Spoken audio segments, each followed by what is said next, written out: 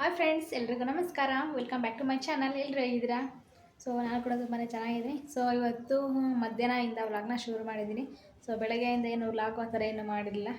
ಬೆಳಗ್ಗೆ ಟಿಫನ್ ಬಂದುಬಿಟ್ಟು ಇದು ಟೊಮೆಟೊ ಬಾತನ್ನ ಮಾಡಿದ್ದೆ. ಸೊ ಈಗ ವ್ಲಾಗ್ನ ಮಾಡಿರಲಿಲ್ವಲ್ಲ, ವ್ಲಾಗ್ ಯಾವುದೂ ಸ್ಟಾಕ್ ಬೇರೆ ಇರಲಿಲ್ಲ. ಹಂಗಾಗಿ ಇವಾಗ ವ್ಲಾಗ್ನ ಸ್ಟಾರ್ಟ್ ಮಾಡೋಣ ಅಂತ ಹೇಳ್ಬಿಟ್ಟು ಈಗ ವ್ಲಾಗ್ನ ಶುರು ಮಾಡಿದ್ದೀನಿ. ಬೇಡ ಅಂತ ಹೇಳ್ಬಿಟ್ಟು ಗಾಳಿ, ಸಿಕ್ಕಾಪಟ್ಟೆ ಗಾಳಿ ಐತೆ. ಇವತ್ತು ಬೆಳಗ್ಗೆಯಿಂದ ಮಳೆ ಬರೋ ಥರನೇ ಐತೆ ಮೋಡ. ಆಲ್ರೆಡಿ ಒಂದು ಸ್ವಲ್ಪ ಮಳೆ ಬಂತು ಜಿನಿ ಜಿನಿ ಅಂತ, ಒಂದು 5 ಮಿನಿಟ್ಸು ನಿಂತಿದೆ. ಇವಾಗ ಮಳೆ ಬರೋ ಥರ ಹಂಗೆ ಮೋಡ ಎಲ್ಲ ಕಪ್ಪಗಾಗ್ಬಿಟ್ಟಿದೆ. ಫುಲ್ ಹೊರಗಡೆ ನೀಟಾಗಿ ಕಾಣಿಸಲ್ಲ ಹೊರಗಡೆ.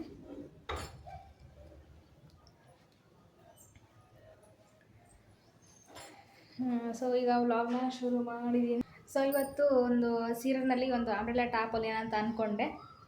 ಸೊ ಇವತ್ತು ಹೊಲಿತೇನ ನಾಳೆ ಹೊಲಿತೇನ ಗೊತ್ತಿಲ್ಲ, ಬಟ್ ಇವತ್ತು ಕಟ್ ಮಾಡಿ ಇಡೋಣ ಅಂತ ಅಂದ್ಕೊಂಡಿದ್ದೀನಿ. ತೋರಿಸ್ತೀನಿ ಸೀರೆನ. ಅದು ಯೆಲ್ಲೋ ಕಲರು ಬಾರ್ಡ್ರ್ ಇದೆ. ಅಂಬ್ರೆಲಾ ಟಾಪ್ ಹೊಲಿಯೋದಕ್ಕೆ ಅದು ಬಾರ್ಡ್ರು ಬರಲ್ಲ ಅನಿಸುತ್ತೆ. ನೆರಿಗೆ ಇಟ್ಬಿಟ್ಟು ಅದನ್ನು ಹೊಲಿದ್ರೆ ಬಾರ್ಡ್ರು ಎಲ್ಲ ಬರುತ್ತೆ, ಇಲ್ಲಾಂದರೆ ಬರೋದಿಲ್ಲ. ನನಗೆ ನೆರಿಗೆ ಎಲ್ಲ ಇಡೋದು ಇಷ್ಟ ಇಲ್ಲ. ಹಾಗೆ ನೀಟ್ ಹೊಲಿಯೋಣ ಅಂತ ಅಂದ್ಕೊಂಡಿದ್ದೀನಿ. ನೆರಿಗೆ ಇಡಲ್ಲ ನೀಟಾಗಿ. ಹೀಗೆ ನಾರ್ಮಲಾಗಿ ಅಂಬ್ರೆಲಾ ಟಾಪ್ನ ಹೊಲಿತೀನಿ. ಈ ಸೀರೆಗೆ ಅಂಬ್ರೆಲಾ ಟಾಪ್ ಹೊಲಿಯೋಣ ಅಂತ ಅಂದ್ಕೊಂಡಿದ್ದೀನಿ. ಸೊ ಹೊಲ್ದಾದ್ಮೇಲೆ ತೋರಿಸ್ತೀನಿ ಯಾವ ಥರ ಬಂದಿದೆ ಅಂಬ್ರೆಲಾ ಟಾಪ್ ಅಂದ್ಕೊಂಡು.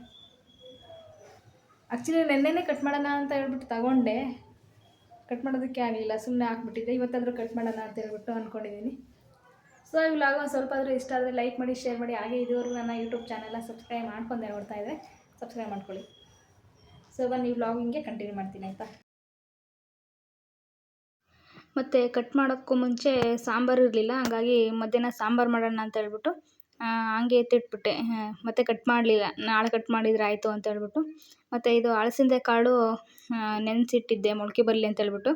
ಅದು ಬಂದಿದೆ ಒಂದು ಸ್ವಲ್ಪ. ನಿನ್ನೆ ಮಧ್ಯಾಹ್ನನೇ ಮಾಡೋಣ ಅಂದ್ಕೊಂಡೆ, ಒಂದು ಸ್ವಲ್ಪ ಲೈಟಾಗಿ ಬಂದಿತ್ತು. ಹಂಗಾಗಿ ನಾಳೆ ಮಾಡಿದರೆ ಸರಿ ಹೋಗುತ್ತೆ ಅಂತ ಹೇಳ್ಬಿಟ್ಟು ಹಂಗೆ ಇಟ್ಟಿದ್ದೆ. ಇವಾಗ ಸ್ವಲ್ಪ ಜಾಸ್ತಿನೇ ಮೊಳಕೆ ಬಂದಿದೆ. ಸೊ ಇದು ಅಳಸಂದೆ ಕಾಳು ಇದರಲ್ಲಿ ಇದು ಬಸ್ಸಾಂಬಾರು ಮಾಡೋಣ ಅಂತ ಅಂದ್ಕೊಂಡಿದ್ದೀನಿ. ಆಲ್ರೆಡಿ ನಾನು ಇದು ಬಸ್ಸಾಂಬಾರನ್ನ ಶೇರ್ ಮಾಡಿದ್ದೀನಿ. ಸೊ ಹಂಗಾಗಿ ಏನೂ ರೆಸಿಪಿನ ಶೇರ್ ಮಾಡ್ತಾ ಇಲ್ಲ. ಹಾಗೆ ಒಂದು ಕ್ಲಿಪ್ಪಿಂಗ್ಸ್ನ ತೊಗೊಂಡೆ ಅಷ್ಟೇ. ನೆನೆಸಿಟ್ಟು ಮೊಳಕೆ ಎಲ್ಲ ಬಂದಿತ್ತಲ್ವ, ಒಂದು ಸ್ವಲ್ಪ ಅಂಟು ಥರ ಇರುತ್ತೆ ಅಂತ ಹೇಳ್ಬಿಟ್ಟು ಒಂದೆರಡು ಸಲ ತೊಳ್ಕೊತೀನಿ ನೀರು ಹಾಕ್ಕೊಂಡು. ಸ್ವಲ್ಪ ಅಂಟು ಆ ಥರ ಏನಾದರೂ ಇದ್ದರೆ ಫುಲ್ಲೆಲ್ಲ ಹೋಗುತ್ತೆ ಅಂತ. ಇದರಲ್ಲಿ ಒಂದು ಸ್ವಲ್ಪ ಜೆಲ್ಲು ಥರ ಇತ್ತು, ಅಲ್ಲಲ್ಲೇ ಸ್ವಲ್ಪ ಅದು ನೆನೆಸಿಟ್ಟಿದ್ದೆ ಅಲ್ವಾ, ಎಲ್ಲ ಮೇಲ್ಗಡೆ ತೇಲಿತ್ತು. ಅದನ್ನೆಲ್ಲ ಒಂದು ಜೆಲ್ಲಂಥವನ್ನೆಲ್ಲ ತೆಗೆದಾಕ್ಬಿಟ್ಟು ಹಾಗೆ ಪ್ಲೇಟ್ ಮುಚ್ಚಿ ಇಟ್ಟಿದ್ದೆ. ಮೊಳಕೆ ಎಲ್ಲ ಚೆನ್ನಾಗಿ ಬಂದಿತ್ತು. ಈಗ ಒಂದು ಕುಕ್ಕರ್ಗೆ ಕಾಳುಗಳನ್ನ ಹಾಕ್ಬಿಟ್ಟು ಒಂದು ಸ್ಪೂನ್, 1.5 ಸ್ಪೂನಷ್ಟು ಉಪ್ಪನ್ನ ಹಾಕ್ಬಿಟ್ಟು 1-2 ವಿಸಿಲ್ ಹಾಕಿಸ್ಕೊಂಡಿದ್ದೀನಿ. ಅದು ಚೆನ್ನಾಗಿ ಬಂದಿತ್ತು. ಈಗ ಆಲ್ರೆಡಿ ಸಾಂಬಾರು ಮತ್ತು ಇದು ಕಾಳು ಸಹ ಒಗ್ಗರಣೆ ಎಲ್ಲ ಹಾಕಿದ್ದೀನಿ. ನಾನು ಯಾವಾಗಲೂ ಕಾಳಿನ ಸಾಂಬಾರು ಮತ್ತು ಈ ಥರ ಬಸ್ಸಾಂಬಾರು ಕಾಳಿಂದ ಮಾಡಿದರೆ ಸ್ವಲ್ಪ ಜಾಸ್ತಿನೇ ಮಾಡ್ಕೊತೀನಿ. ಕಾಳು ತಿನ್ನೋದು ಜಾಸ್ತಿ ನಮ್ಮ ಮನೆಯಲ್ಲಿ. ಹಂಗಾಗಿ ಈಗ ಸಾಂಬಾರು ಮತ್ತು ಅದು ಪಲ್ಯ ಸಹ ರೆಡಿಯಾಗಿತ್ತು, ಬಸ್ಸಾಂಬಾರು. ಮತ್ತು ಇದು ನೆಕ್ಸ್ಟ್ ಡೇ ವ್ಲಾಗು, ಮತ್ತೆ ಕಂಟಿನ್ಯೂ ಮಾಡೋಕ್ಕಾಗಲಿಲ್ಲ. ನೆಕ್ಸ್ಟ್ ಡೇ ಹುಣ್ಣಿಮೆ ಇತ್ತಲ್ವಾ, ಪೂಜೆ ಮಾಡಿಬಿಟ್ಟು ಬಾಗ್ಲ ಹತ್ರ ದೀಪ ಹಚ್ಚಿಟ್ಟಿದ್ದೆ. ನಾನು ಮುಂಚೆ ಶುಕ್ರವಾರ ದೀಪನ ಅಂಟಿಸಿಡ್ತಾಯಿದ್ದೆ. ಇಲ್ಲಿ ನಮ್ಮ ಮನೆ ಹತ್ರ ಮುಂದೆಗಡೆ ಬಿಲ್ಡಿಂಗ್ ಇಲ್ಲ ಅಲ್ವಾ, ಹಾಗಾಗಿ ಗಾಳಿ, ಸಿಕ್ಕಾಪಟ್ಟೆ ಗಾಳಿ ಇರುತ್ತೆ. ದೀಪ ಹಚ್ಚಿಟ್ರೂ ಒಂದು 2 ನಿಮಿಷ, 1 ನಿಮಿಷನೂ ಉರಿಯೋದಿಲ್ಲ. ಹಿಂಗೆ ಹಚ್ಚಿ ಒಳಗಡೆ ಬಂದುಬಿಟ್ರೆ ಅಷ್ಟರೊಳಗೆ ಎಲ್ಲ ಕೆಟ್ಟೋಗ್ಬಿಟ್ಟಿರುತ್ತೆ ದೀಪ ಎಲ್ಲ. ಹಂಗಾಗಿ ಶುಕ್ರವಾರ ಇವಾಗ ಹಚ್ಚಿಡ್ತಾಯಿಲ್ಲ. ಅಮಾವಾಸ್ಯೆ ಮತ್ತು ಹುಣ್ಣಿಮೆಗೆ ಈ ಥರ ಹಚ್ಚಿಡ್ತಾಯಿದ್ದೀನಿ. ಅಲ್ಲಿಗೂ ಇದು ಇಷ್ಟೊತ್ತಿರೋದೇ ಹೆಚ್ಚು. ಪಾಟ್ನ ಅಡ್ಡ ಇಟ್ಟಿದ್ದೀನಿ ಕೆಡಬಾರ್ದು ಅಂತ ಹೇಳ್ಬಿಟ್ಟು. ಹಚ್ಚಿಟ್ಟು ಒಂದು 5 ಮಿನಿಟ್ಸ್ ಆದರೂ ದೀಪ ಉರಿದ್ರೆ ಒಂಥರ ಸಮಾಧಾನ. ಹೊರಗಡೆ ಹಚ್ಚಿಟ್ಟು ಒಳಗಡೆ ಪೂಜೆ ಮಾಡೋಕ್ಕೆ ಬಂದರೆ ಅದು ಆರೋಗ್ಬಿಟ್ರೆ ಒಂಥರ ಅನ್ನಿಸ್ಬಿಡುತ್ತೆ.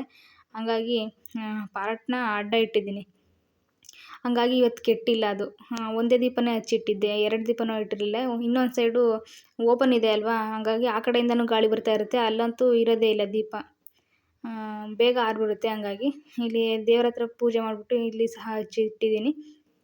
ಸೊ ಅದಾದಮೇಲೆ ನೆನ್ನೆ ಕಟ್ ಮಾಡೋಣ ಅಂದ್ಕೊಂಡೆ, ಅಂಬ್ರೆಲಾ ಟಾಪ್ ಹೊಲಿಯೋದಕ್ಕೆ ಕಟ್ ಮಾಡೋಕ್ಕಾಗಿರಲಿಲ್ಲ. ಮತ್ತು ಇವತ್ತು ಬೇಗ ಪೂಜೆ ಎಲ್ಲ ಮುಗಿಸ್ಬಿಟ್ಟು ಫಸ್ಟು ಮತ್ತು ಮಧ್ಯಾಹ್ನ ಅಡುಗೆ ಮಾಡಿದ್ದೆ, ಅದು ಹಂಗೆ ಇತ್ತು. ಹಾಗಾಗಿ ಸೀರೆದು ಅಂಬ್ರೆಲಾ ಟಾಪಿಗೆ ಕಟ್ ಮಾಡಿ ಇಡೋಣ ಅಂತ ಹೇಳ್ಬಿಟ್ಟು ಕಟ್ ಮಾಡ್ತಾ ಇದ್ದೀನಿ. ಇದು ಅಂಬ್ರೆಲಾ ಟಾಪ್ ಅಂದರೆ ಇದು ಒಂಥರ ಬೇರೆ ಥರ ಕಟ್ ಮಾಡ್ಕೊತಾ ಇದ್ದೀನಿ. ಇದು ಬಾರ್ಡ್ರ್ ಇದೆ ಅಲ್ವಾ, ಇದು ಬಾರ್ಡ್ರು ಸಹ ನನಗೆ ಬರಬೇಕು. ಈ ಥರ ಕಟ್ಟಿಂಗು ನಾನು ಇದೇ ಫಸ್ಟ್ ಟೈಮ್ ಕಟ್ ಮಾಡ್ತಾ ಇರೋದು. ಅಂಬ್ರೆಲಾ ಟಾಪ್ ಹೊಲ್ದಿದ್ದೆ, ಆದರೆ ಈ ಥರ ಇದರಲ್ಲಿ ನಾನು ಯಾವತ್ತೂ ಕಟ್ ಮಾಡಿ ಹೊಲ್ದಿರಲಿಲ್ಲ.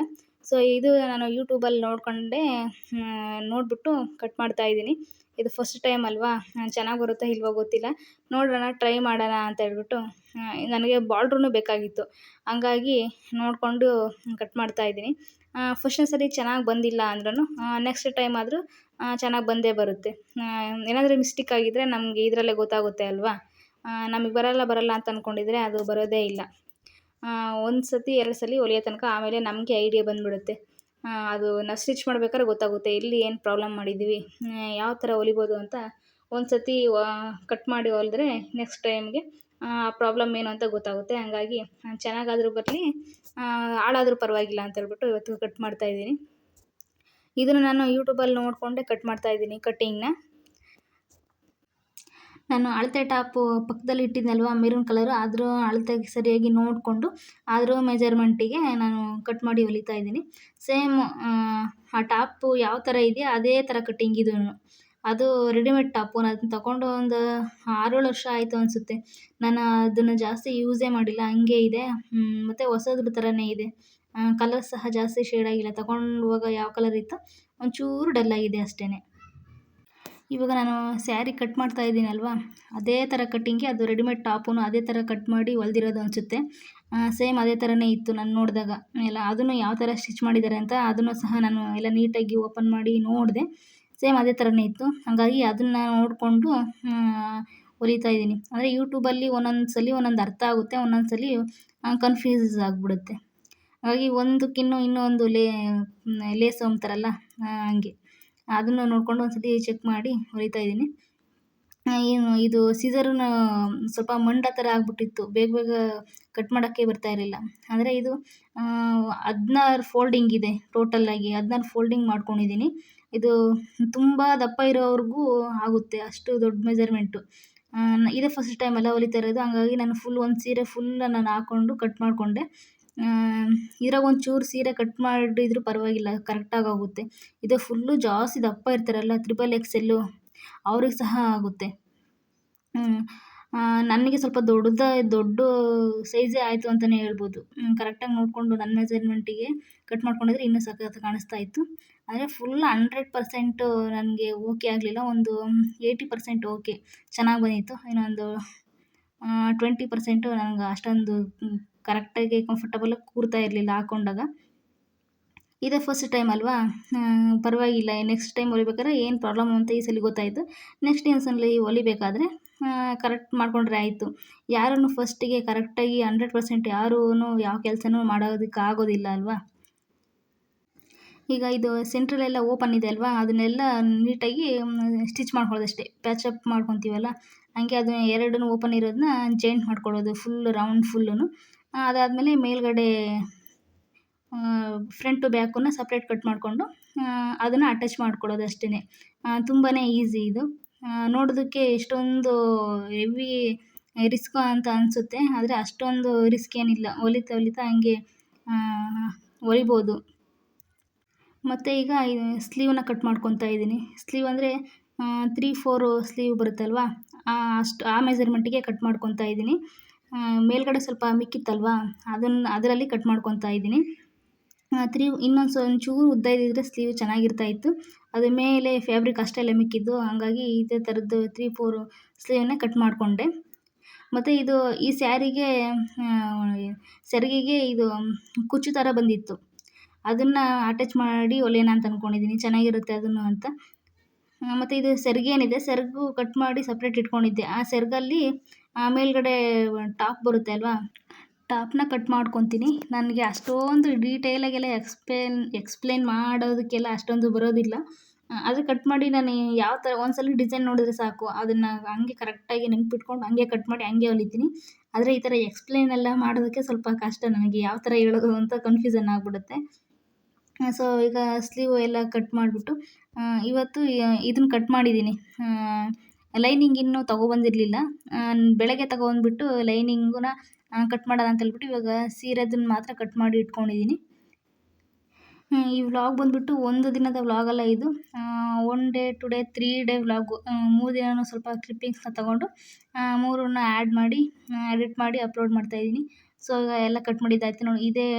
ಈ ಡ್ರೆಸ್ ಮೆಜರ್ಮೆಂಟಿಗೆ ನಾನು ಕಟ್ ಮಾಡಿ ಹೊಲಿತಾ ಇದ್ದೀನಿ. ಆ್ಯಂಡ್ ಈಗ ಎಲ್ಲ ಕಟ್ ಮಾಡಿದ್ದಾಯಿತು. ಇದು ನೆಕ್ಸ್ಟ್ ಡೇ ಎಲ್ಲನೂ ನೀಟಾಗಿ ಹೊಲ್ಕೊತಾ ಇದ್ದೀನಿ. ನಮ್ಮದು ಕಟ್ಟಿಂಗು ಕರೆಕ್ಟಾಗಿ ಬಂತು ಅಂದರೆ ಸ್ಟಿಚಿಂಗು ಹೊಲಿಯೋದನ್ನು ಕರೆಕ್ಟಾಗಿ ಬರುತ್ತೆ. ನಾವು ಕಟ್ಟಿಂಗಲ್ಲಿ ಸ್ವಲ್ಪ ರಾಂಗ್ ಆಯಿತು ಅಂದರೆ ಅದನ್ನು ಸರಿ ಮಾಡೋದಕ್ಕಾಗೋದಿಲ್ಲ.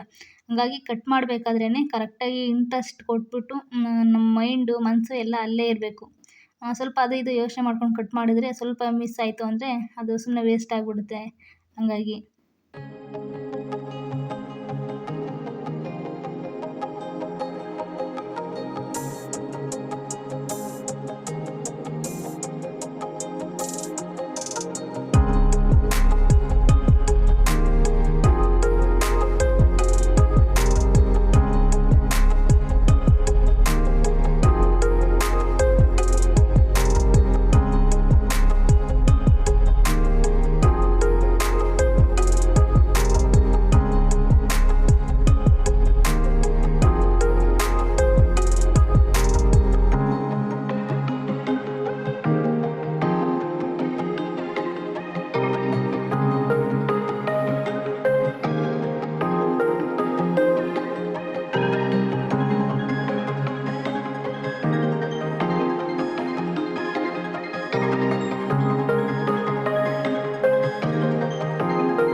ಈಗ ಎಲ್ಲ ಅಟ್ಯಾಚ್ ಮಾಡಿದ್ದೆಲ್ಲ ಆಯಿತು. ಮತ್ತು ಲೈನಿಂಗ್ ಅಟ್ಯಾಚ್ ಮಾಡಿಬಿಟ್ಟು ಮೇಲ್ಗಡೆ ಟಾಪ್ನು ಅಟ್ಯಾಚ್ ಮಾಡಿಬಿಟ್ರೆ ಡ್ರೆಸ್ ಕೂಡ ರೆಡಿ ಆಗುತ್ತೆ.